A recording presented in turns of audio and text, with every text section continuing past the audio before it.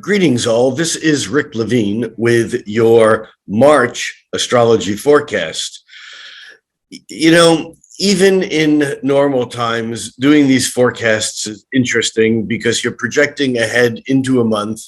I am, and I'm using a language that's trying to describe a landscape, but to give us enough room to be able to move and grow into it, because no one really knows exactly what will happen day to day, month to month, even year to year.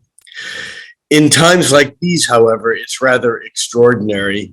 I've been talking for several weeks now about the culmination of February actually being on March 2nd on the new moon. Obviously, Western Europe or Eastern Europe, Europe is at war, and these times are very, very unstable.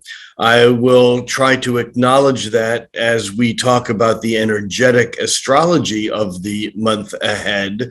But there are so many things that are right now tipping in the balance. It's quite extraordinary to think about a month in advance. There are some things that we can know in fact, and I think with no delay at all, we're just going to jump right in. Many of you know that I'm still on the road from the Conscious Life Expo, and I'll be back in my office in Redmond mid-month, or actually in the next few days. So this forecast is going to be a little bit shorter than normal, and I will make the mid-month forecast or the mid-month update available to everyone rather than just Patreon subscribers. For those of you who don't know what I'm talking about, patreon.com/Rick Levine is where you can sign up and subscribe to other videos beyond the free monthly video that this is.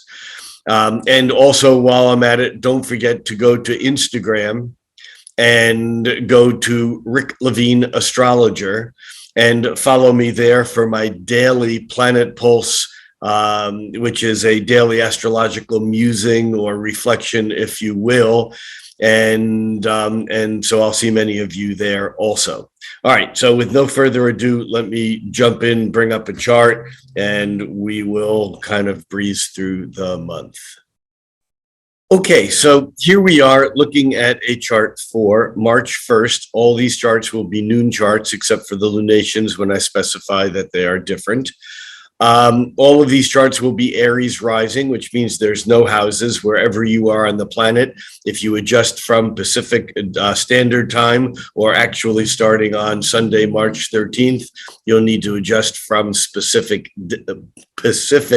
Daylight Time to your time zone, then everything will be correct.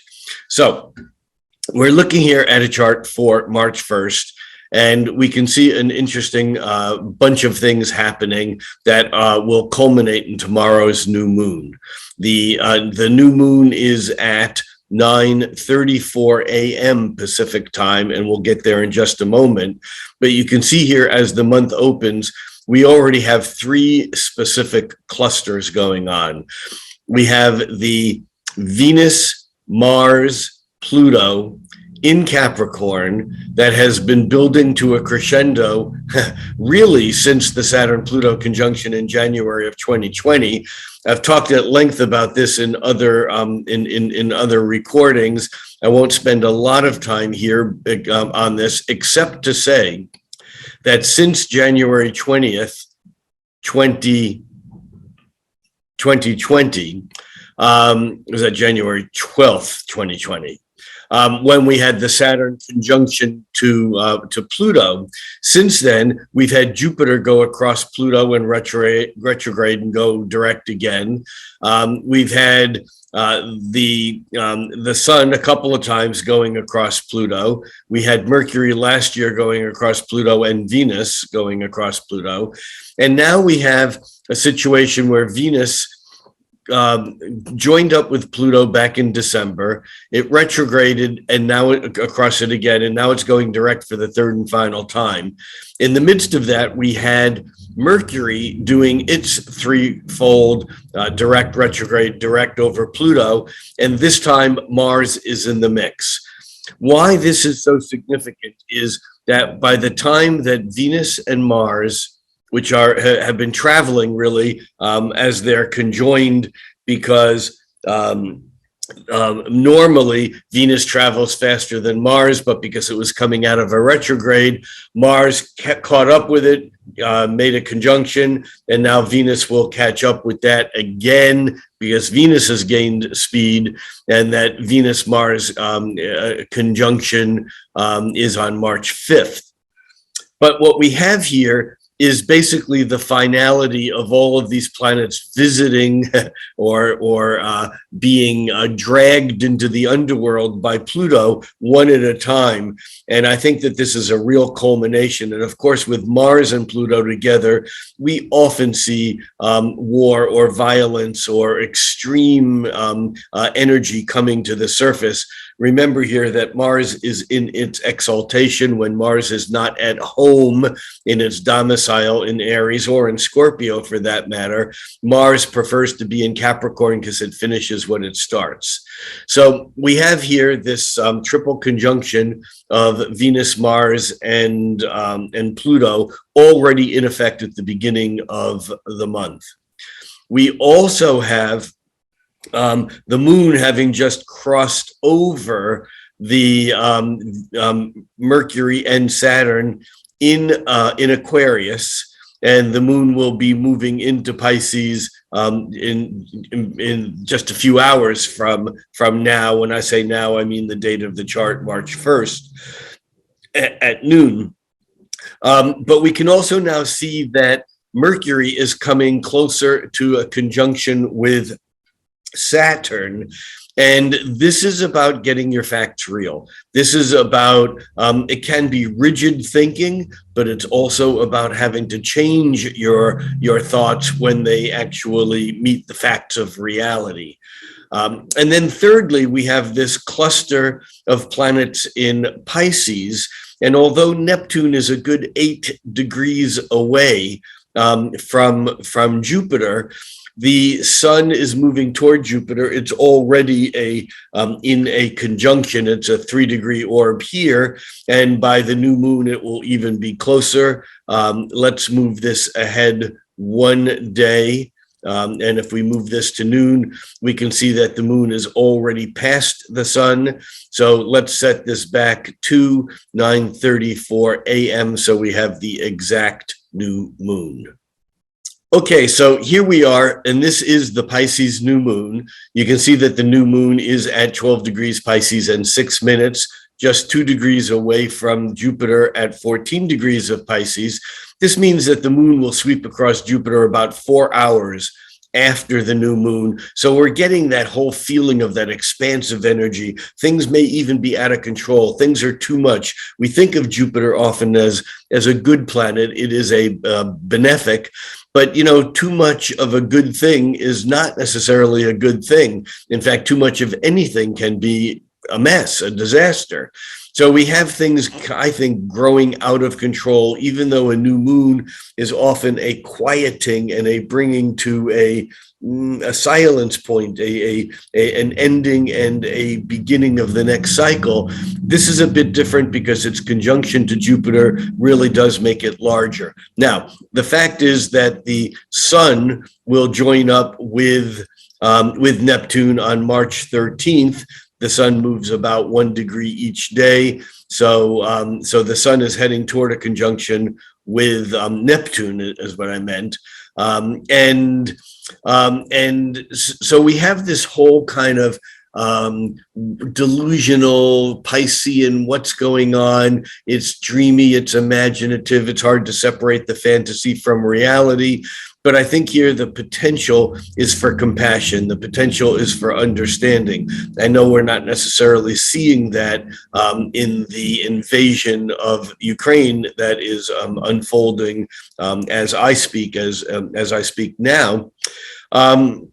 but hopefully we will see a change on this. And I say hopefully, that's my personal preference. It's not necessarily the astrology, although as Jupiter moves closer to Neptune and it catches up to Neptune by mid-April, we may actually see some idealism and some compassion that actually changes the name of the game or comes out on the winning side, if that makes sense. So what we have here at this new moon is really three separate energies going on. We have the new moon in Pisces, which we just talked about. That new moon in Pisces is also sextile to Uranus in Taurus. It's just slightly past it, but it's close enough that it's still picking up that energy, which means there is room for sudden opportunity. Sextiles are opportunity and supportive. That involves a sudden change. So that is certainly a potential of this new moon. The other thing is that the Venus, Mars, Pluto conjunctions. Now, Mars is not conjunct Pluto exactly until tomorrow, as Venus is conjunct Pluto tomorrow meaning March 3rd. This chart is for March 2nd. But they're within orb. They're only 1 degree, less than 1 degree apart. The thing, though, that I find interesting is that this Capricorn stellium is actually a half of a square. It's 45 degrees to the Pisces new moon, and this half square between the Sun and Pluto and Mars and Venus really kind of give us this anxiety over the stability, or I should say lack of stability, because that Capricorn energy is not getting along at all with the higher visions and the idealism that we have from that Jupiter-Neptune new moon in Pisces. Very interesting new moon chart. I think that this chart is a culmination and a turning point.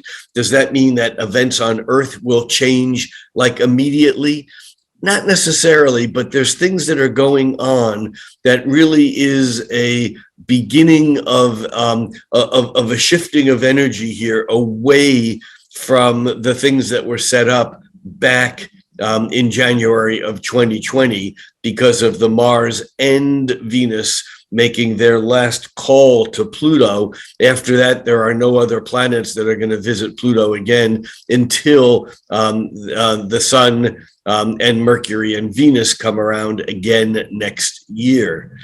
But of course, Pluto is also going to be moving into Aquarius next year. That's another whole story. The other thing I want to say before we move on here, though, is that the new moon in Pisces is diffusive. Pisces basically softens the hard edge of boundaries, which one might suggest is what's happening in Ukraine, at least from Russia's perspective. There is a softening, a taking away of that boundary, saying that really is part of who we are in a process of assimilation.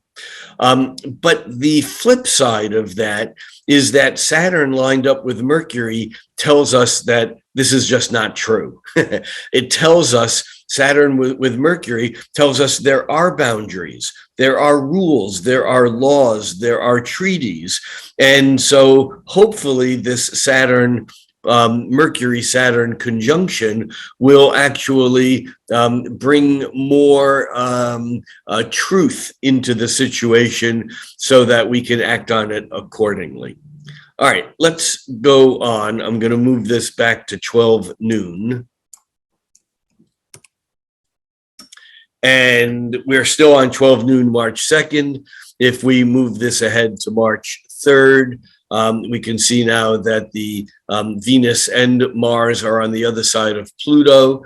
And so that conjunction has already occurred this morning being the morning of March March 3rd. And that and that now is all in the past. In fact, the moon has not only crossed over Jupiter in an expansive energy, but also over diffusive Neptune. And that moon this afternoon will be moving into Aries, and there's a feeling of a new beginning or a new start then. But remember, when the moon goes into Aries, let me move this chart ahead one day so we can see that moon in Aries. When the moon goes into Aries, Mars is the key ruling planet of Aries. And Mars still has a few more days left in Capricorn, where I think it can still do a bit of damage as it follows through on what it's been doing. But and also as we move ahead on March 5th, we have Mars and Venus moving into Aquarius. And this does change the energy. It brings Mars out of its dignified state of exaltation in Capricorn, and it kind of projects us more into the future and more oriented toward the community than the hierarchy, which is what is emphasized when all those planets were still in Capricorn. And also, this is the day when the sun actually exactly conjoins, earlier this morning, when the sun conjoins Jupiter. So there is an expansive energy here. I think as we hit March 5th, March 6th, there's a bit of a change. There's a bit of, I don't know whether it's hope or whether it's a frustration that things aren't moving fast enough. But there's definitely a coming together here. Venus and Mars make its second, and oddly enough, it's their last conjunction here on the 5th. You can see how close they are. But, it's interesting because this is the point where Jupiter and Saturn made their grand conjunction back in December of 2020, when they kind of announced a whole new phase, because the Jupiter-Saturn conjunction changes elements every, it's about 4.5 centuries.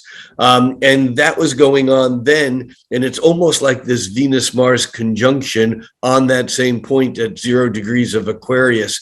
It just wants to stamp that energy once more, saying there is a future. We can move on from here and work with what we have. As we move ahead, the next significant thing I want to talk about is on March 9th. And then on March 9th, Mercury, which is moving rather quickly now, as fast as it goes, in fact. Here you can see it on the 7th at 26 Aquarius. And by March 9th here, because it's in the afternoon, we're jumping to March 10th, where we can actually see Mercury having moved into Pisces. Mercury is moving so quickly that Mercury will actually move through Pisces, and it will, in fact, enter Aries on, it enters Aries on March 27th. So we have Mercury flying through Pisces, and as it does, it will line up with both Jupiter and Neptune, and those will be both important magnification points, because when a faster moving planet goes through a sign, like Mercury going through Pisces, it will line up with Jupiter on the 20th and Neptune on the 23rd. And you see, Mercury likes things logical. Mercury is rational. Pisces is illogical and irrational. Mercury wants to write instruction manuals for computer technicians, and yet Mercury in Pisces just wants to dream and sing songs. So we have Mercury a little bit out of its normal place. In fact, because Mercury is at home in Virgo, and Virgo is opposite to Pisces, Mercury is actually weaker when it's so far away from Virgo. It's in its detriment.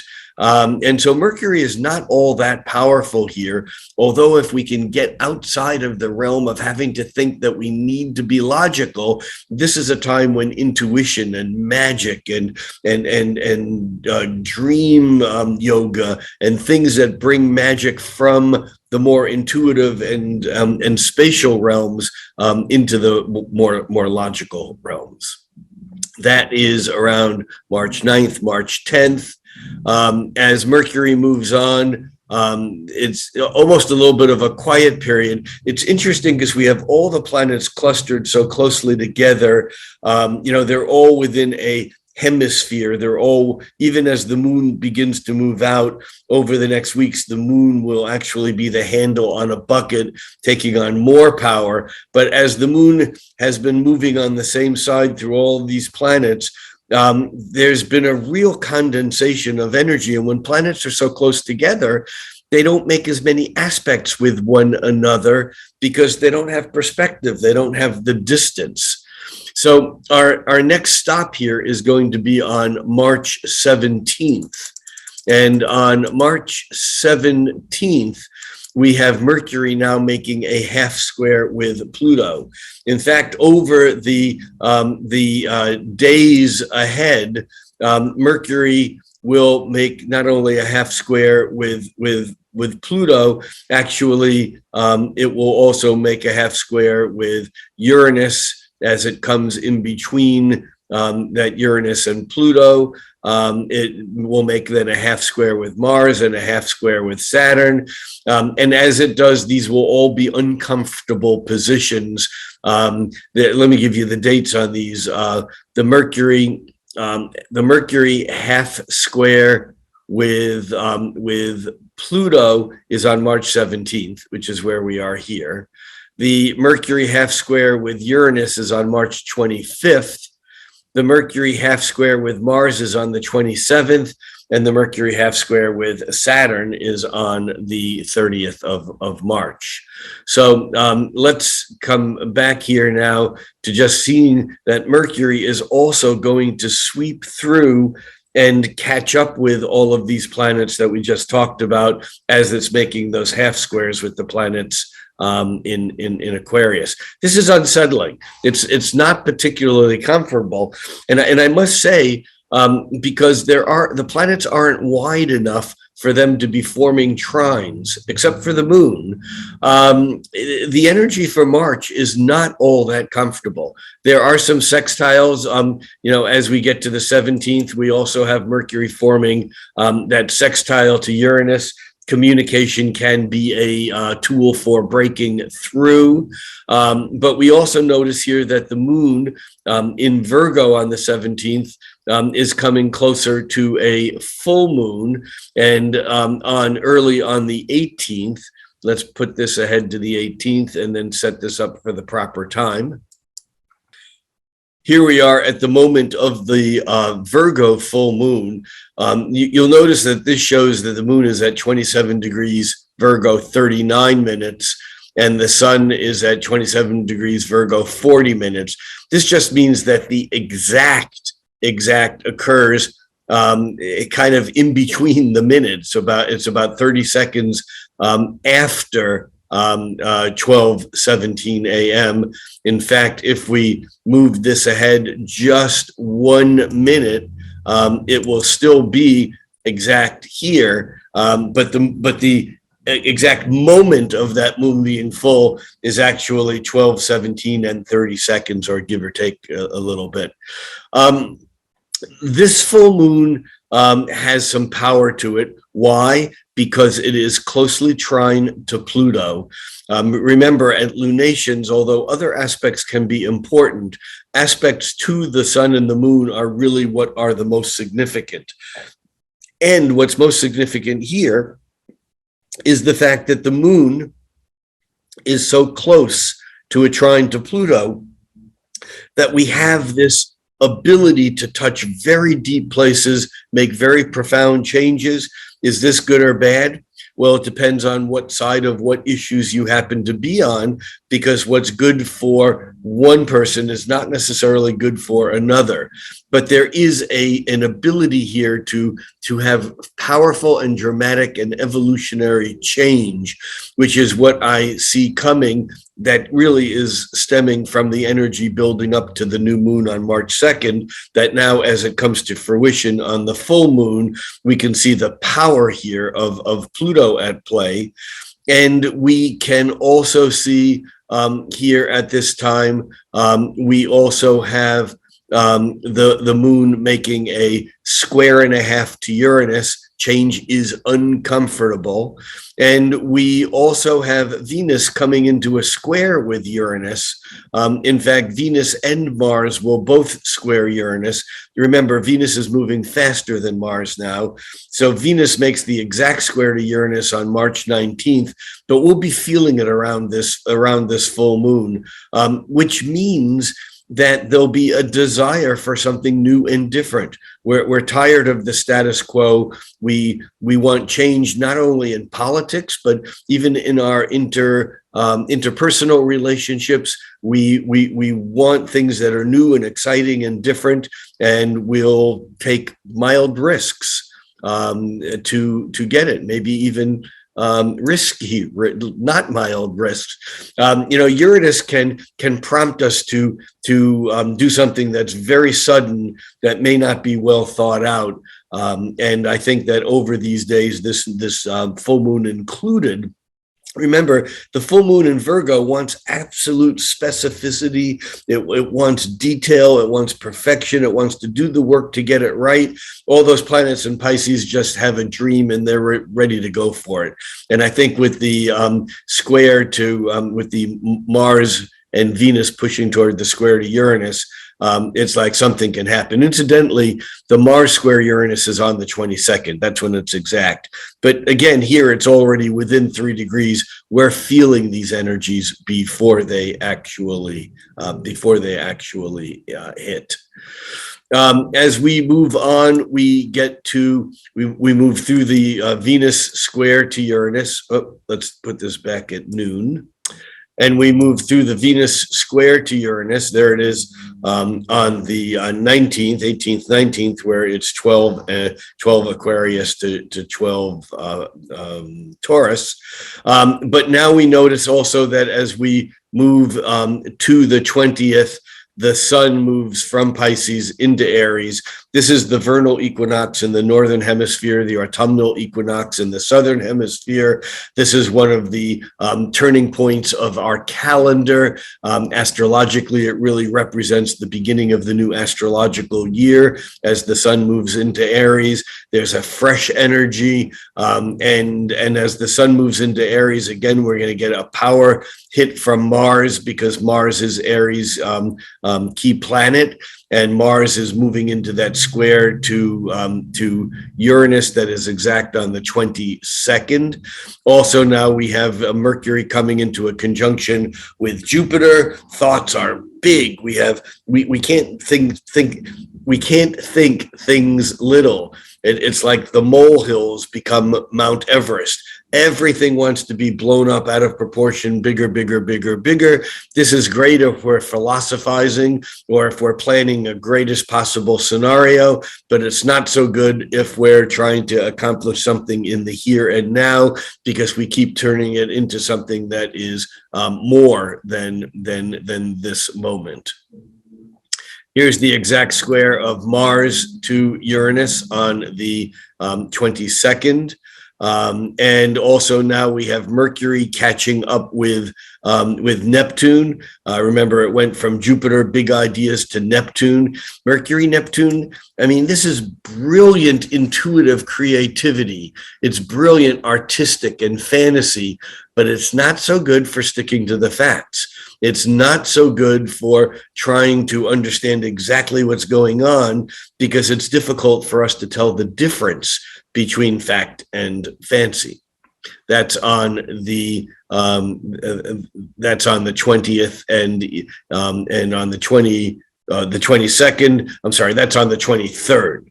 By the time we move on, we're still getting Mercury making half squares. On the 25th, it makes that half square Mercury makes the half square on the 25th to Uranus. Now, remember, Uranus and Saturn are wide from square, but they're still going to bring in that energy of Uranus, the breakthrough, Saturn, the responsibility.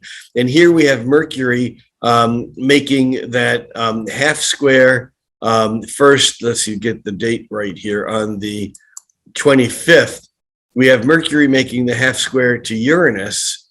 And then we had the sun also making a half square to Uranus, but that did that back on the 17th. Let's jump all the way back to the 17th. There's the sun's half square to Uranus. Now we get Mercury's half square to Uranus, but now we're getting the sun's half square to Saturn. You see, each one of these is going to hit Uranus first. That's the breakthrough. Because Uranus is at a lower degree. On the 25th, we get Mercury. Let's bring this back up to the 25th.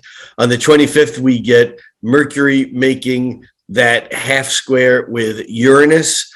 On the 27th, we get the sun making its half square now with Saturn. So this is the stabilizing factor.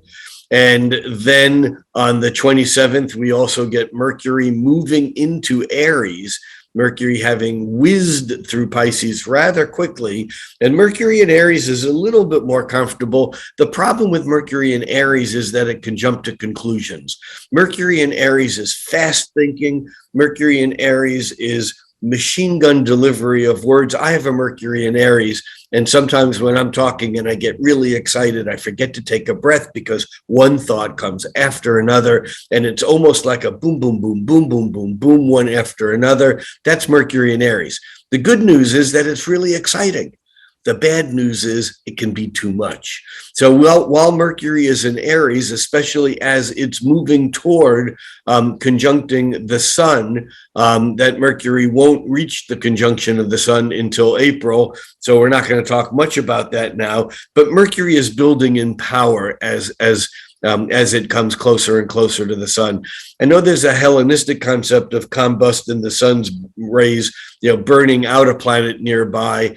For some people that may work. That's not my observation. My observation is that as a planet gets closer to the sun, it also increases in strength, not decreases. You don't have to take that if your observations are different, that's great.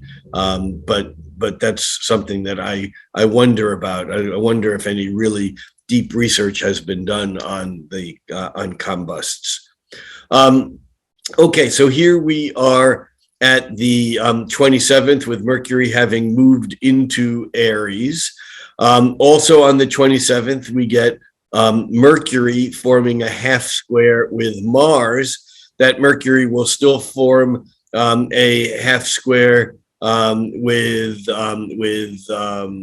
Venus, actually with Saturn first, because Venus catches up with Saturn not until April again. But look at this cluster here. Remember, at the new moon on March 2nd, we had the Mars and Venus back in Capricorn near Pluto, but we had Mercury lined up with Saturn.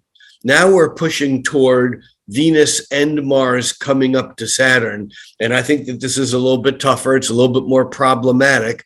And we get the Mercury we get the Mercury half square to Saturn on March 30th.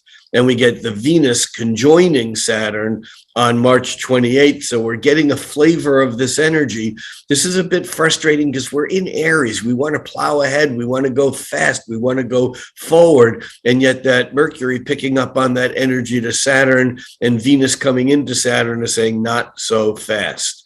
And this brings us up to the end of the month where we have a second new moon on March 31st. Actually, that new moon will be on April 1st for some people. It occurs at 11:24 p.m. Pacific, and that's Pacific Daylight Time now. But what that means is that occurs on the morning of April 1st for those, let's say, in other time zones in the United States, from Mountain Time all the way across to Eastern Time.